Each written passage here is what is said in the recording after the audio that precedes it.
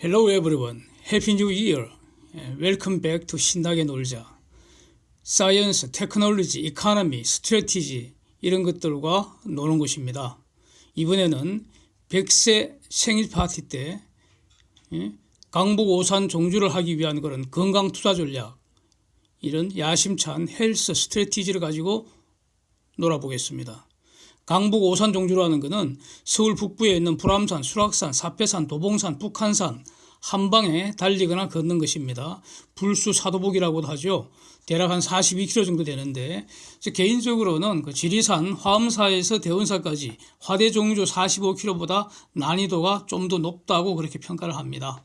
저는 100세 생일 파티 후손 군단 이끌고 강북 오산 종주를 꿈꾸는 그런 사람입니다. 지금 환갑 넘었습니다. 농담하는 거 아니겠죠? 표부터 한번 보시겠습니다. 100g당 칼슘 함량입니다. 우유 112, 상추 106, 우거지 115, 마른 김 325, 금전깨 1100. 와, 이렇습니다. 위 표 보면서 제가 두 가지 질문 드려보겠습니다. 스스로 한번 답을 해보시죠. 쉬운 겁니다. 이거 틀리면 매우 곤란할 것 같습니다. 질문 1. 우유에 칼슘이 풍부합니까? 정답은 자신 있게 큰 소리로 NO입니다. NO. 22개 중에서 21등이니까 상추하고 비슷하게 꼴찌 그룹입니다. 꼴찌.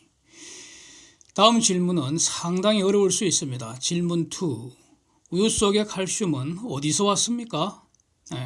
암소가 만든 겁니까? 암소는 칼슘을 만들 수 없습니다. 사실 암소가 만드는 것은 기껏해야 소고기나 소젖일 뿐입니다. 만약에 칼슘 만드는 소가 있다면 와, 그 값 소 덩치만큼 황금을 줘도 아마 안 팔 것 같습니다. 만약 그렇게 되면은 지구상에 칼슘의 양이 점점 늘어난다는 의미 아니겠습니까? 있을 수 없고요. 생각할 수도 없습니다. 그러면 칼슘은 어디서 왔습니까? 칼슘 사진 한번 보시죠. 원소기호 CA, 원자번호 20, 원자량 40, 뭐 이렇게 나와 있습니다. 생체 내에서는 세포 기능 발휘에 핵심적입니다. 생명 유지에 필수라는 거죠. 이 칼슘은 바닷물 속에 한 0.04% 있다고 하고요. 지표면에 3.6% 정도가 있는데 특히 석회석에 많이 있다고 합니다.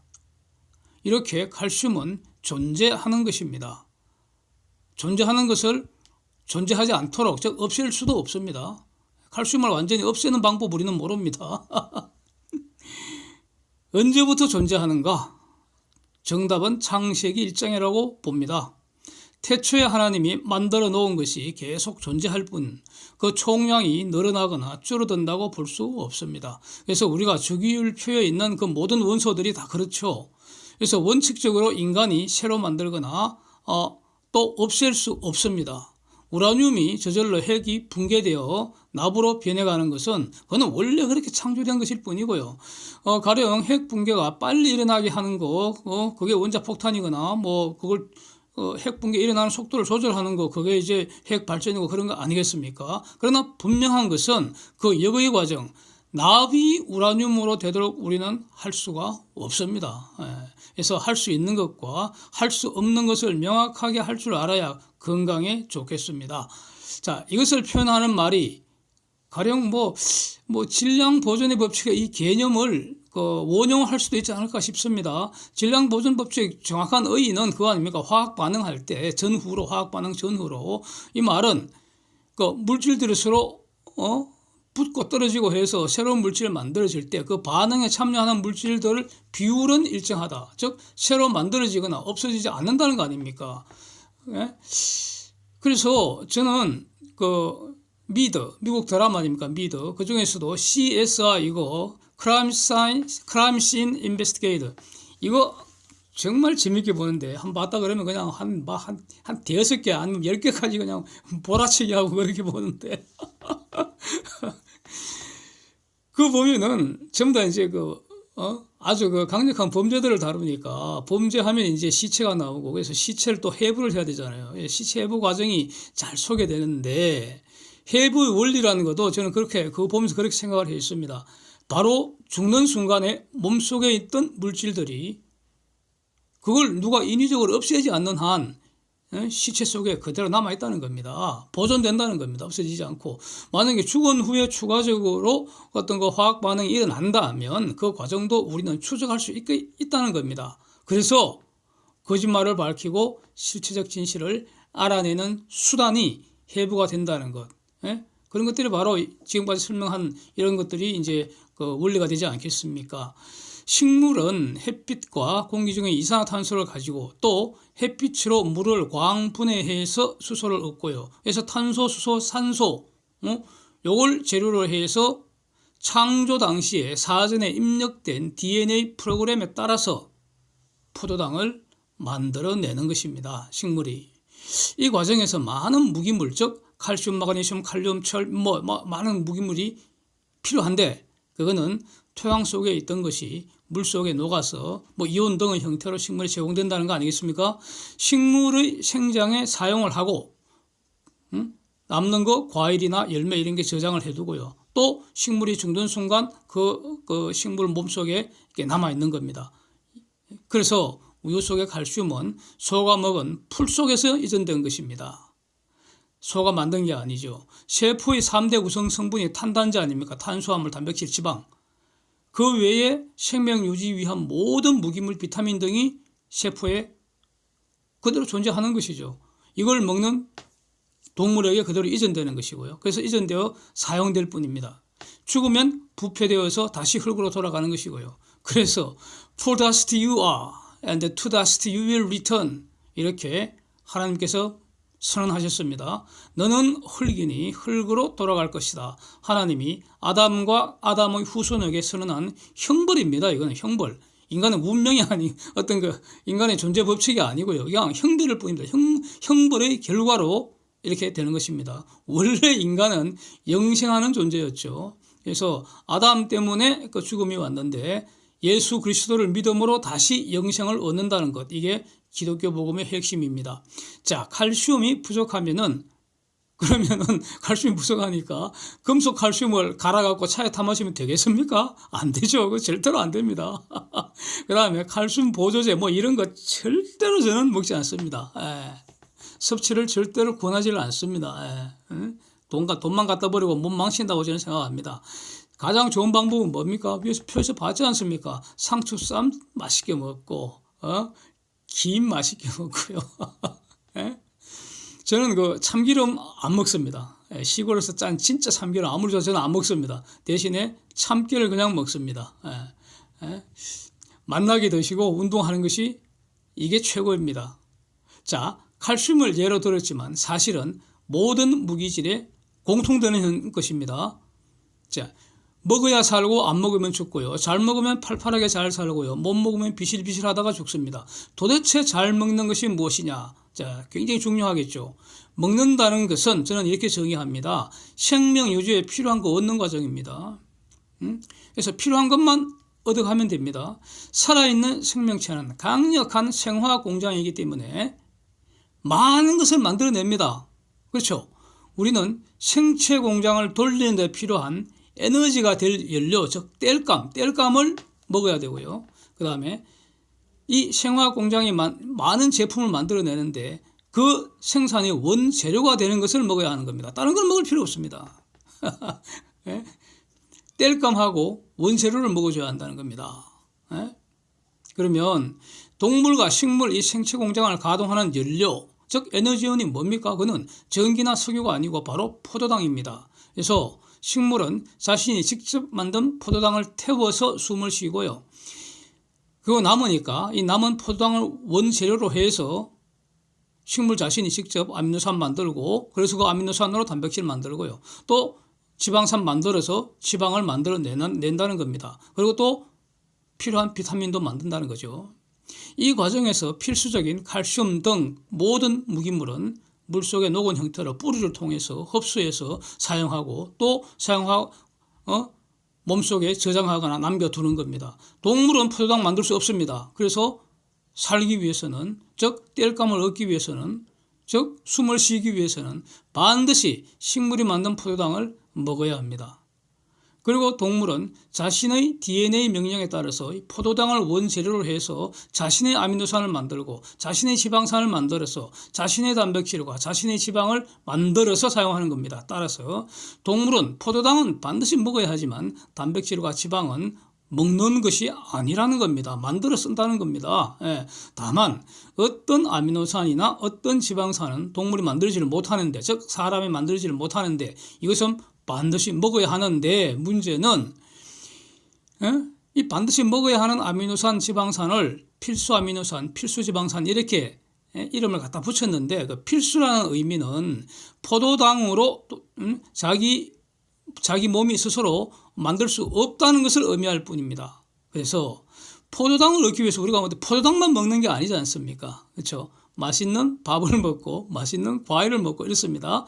식물의 열매나 과일 등을 음식으로 먹을 때 식물의 그 포도당뿐만 아니라 거기에 있는 단백질, 지방, 무기질, 비타민 등 식물이 남겨놓은 모든 것을 통으로 다 먹는 것이죠.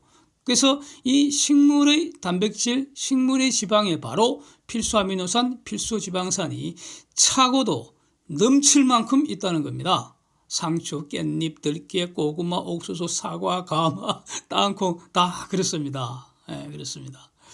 그래서 중간 요약을 해보면 우리가 필요한 거 먹어야 되는데 포도당, 필수 아미노산, 필수 지방산, 칼슘 등 무기질, 또 어떤 비타민 요게 필요한 겁니다. 요거 반드시 먹어야 하는데 이거는 전부 다 비건식이라는 그 식자재에 필요 충분하게 얻을 수 있다 이겁니다. 비건식 매우 저렴합니다. 호텔 뷔페 먹을 거 없습니다.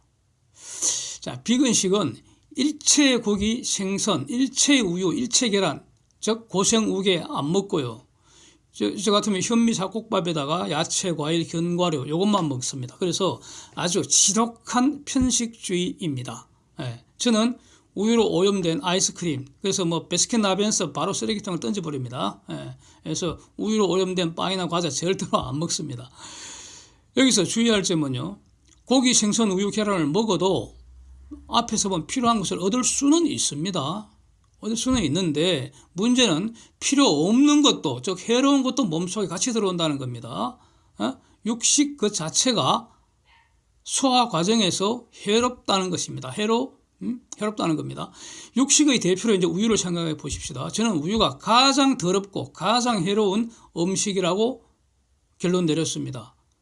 우유에도 필요한 것이 물론 있습니다. 그런데 항생제, 호르몬제 이런 거는 필요가 없잖아요. 우리 필요 없습니다. 즉 현재 산업화된 이 축산업 생각해 보십시오. 이익 극대화를 위해서 공장형 밀집 사육 방식을 택할 수밖에 없는데 병 걸리기 전에 빨리 키워서 돈으로 바꿔야 할 상품에 불과하기 때문에 항생제, 성장 촉진제 이런 각종 호르몬제로 범벅이 된 완전히 좁은 공간에 평생 갇혀서 사니까 운동도 못하니까 완전히 더러운 기름덩어리, 세균덩어리 아니겠습니까? 그래서 저보고 우유 한 잔 마시면 돈 10만 원 준다 해도 저는 안 마십니다. 그래서 우유 본질은 액체로 된 소고기입니다. 사실은 고기 그러면 단백질 생각하는데 사실은 아마 소기름 성분이 가장 많지 않을까 생각이 됩니다. 근데 한번 보십시오. 우리 혈액의 수소이온 농도, 즉 폐하라고 하는데 대략 7.35에서 7.45 이때 가장 팔팔할 때입니다. 즉 약 알칼리성이라는 건데 고기를 소화할 때 우리 체액이 산성화된다는 겁니다. 산성화.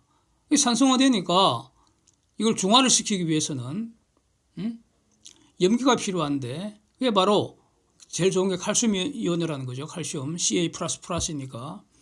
그래서 이 칼슘 제일 많은 것이 뼈니까, 즉 뼈에서 칼슘이 빠져나온다. 즉 고기 소화시킬 때 뼈에서 칼슘이 빠져나온다. 우유 소화시킬 때 뼈에서 칼슘이 빠져나온다는 겁니다. 이게 바로 우유가 고혈다공증의 원인이라는 주장의 강력한 논거 중에 하나입니다. 여기에 대해서는 지금 그러니까 우유 업계에서는 아니라 해석고 또 우유 비판 진영에서는 맞다 해석고 이제 논쟁이 치열하기 때문에 여기 더 이상 상론하지는 않겠습니다. 그래서 공장형 그 밀집 사육된 고기는 물론이고요. 자연에서 마음껏 뛰놀며 자란 그런 고기도 해로운 건 마찬가지인데, 그 근거가 바로 그 소화 과정에서 혈액이 산성화 현상 한번 좀 전에 봤고요. 또 다른 근거로 저는 콜레스테롤을 제시를 합니다. 콜레스테롤.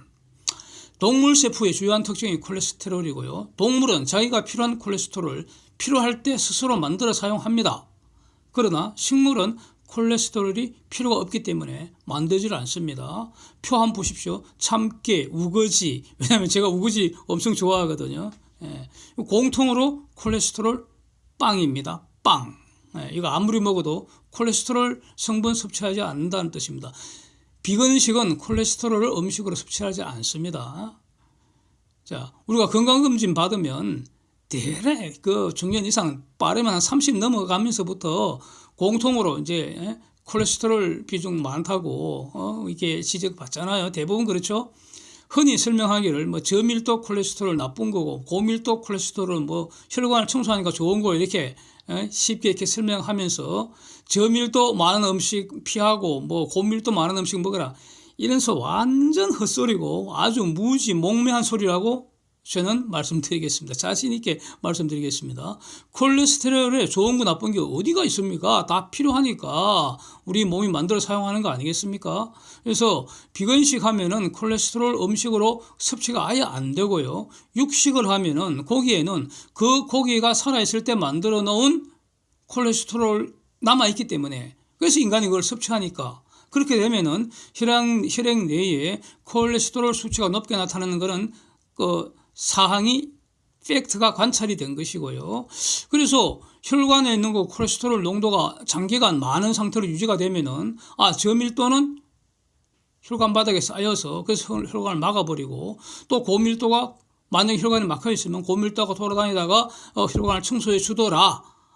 혈관 뚫어주는 기능을 하더라. 이런 것들이 이제 관찰됐다는 것인데 여기서 중요한 사실은 콜레스테롤은 우리가 필요할 때 만들어 쓰는데 고밀도 콜레스테롤 이걸 많이 만들어내는 게 중요하잖아요. 그러면 이거는 유산소 운동 과정에서 본격적으로 많이 만들어진다라는 게 지금 여러 논문들이 발표가 됐습니다. 제가 읽은 기억이 있습니다.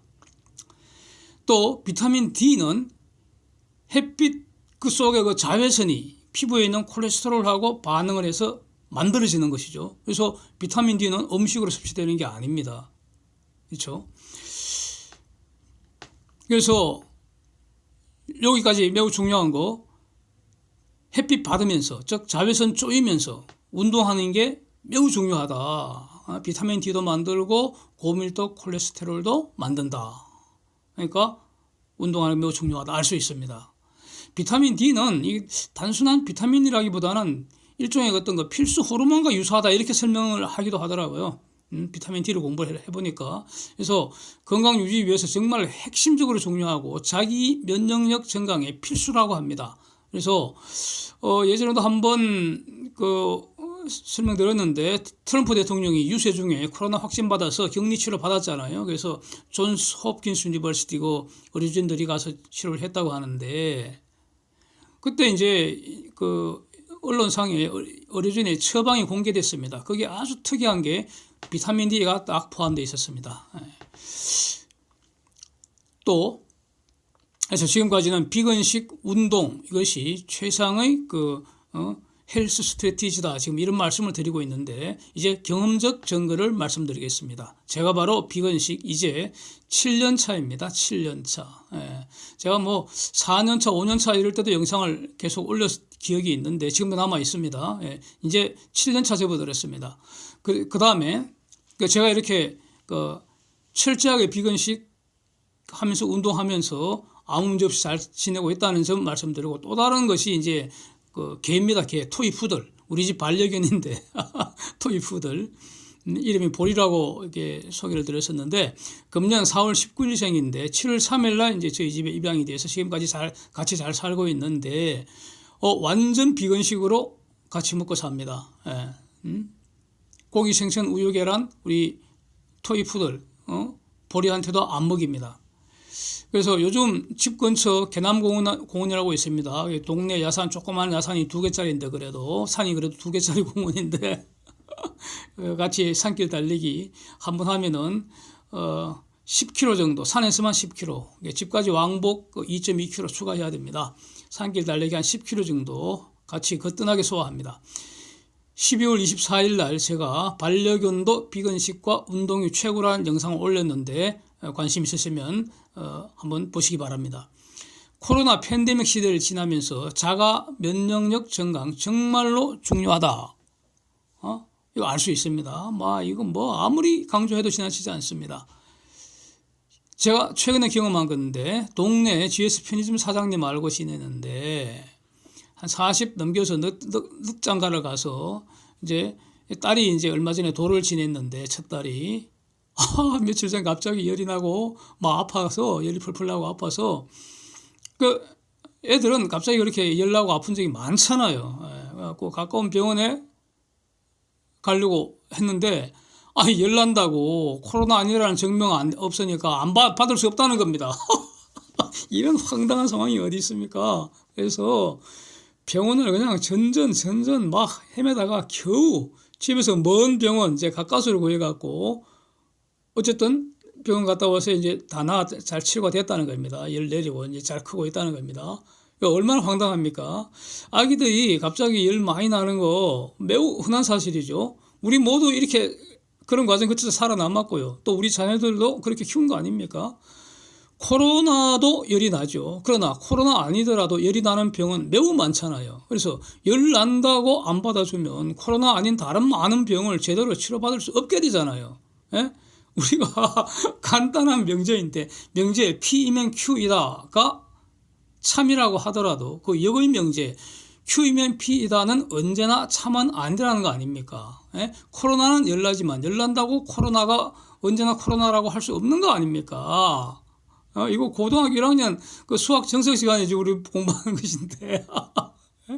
그래서 지금 너무나 황당한 어려운 현실이 아닌가 하는 생각이 들고요. 이게 이제 더 나아가서 우리는 전부 국민건강보험에 의무적으로 지금 가입되어 있기 때문에 아프면 적절하게 치료받을 이 법률상 권리가 있습니다. 실정법상 권리입니다. 이걸 지금 이 사건에서 간과한 거 아닌가. 병원 진료 거부는 환자가 치료받을 실정법상 권리가 바로 침해되는 아주 심각한 문제입니다. 그렇죠? 이게 정말 그냥 넘어갈 문제가 아닌 것 같은데, 하여튼 지금 오늘 주제는 아니니까 요컨대 최고의 건강 투자 전략은 비건식과 적절한 운동이라고 결론을 내리겠습니다. 그래서 저는 이렇게 생각합니다. 인생에서 최고의 투자가 두 가지, 인생 최고의 투자 두 가지. 1. 건강 투자. 2. 자식을 많이 잘 키우는 거라고 생각합니다. 저는 이렇게 생각합니다. 이상입니다. 감사합니다.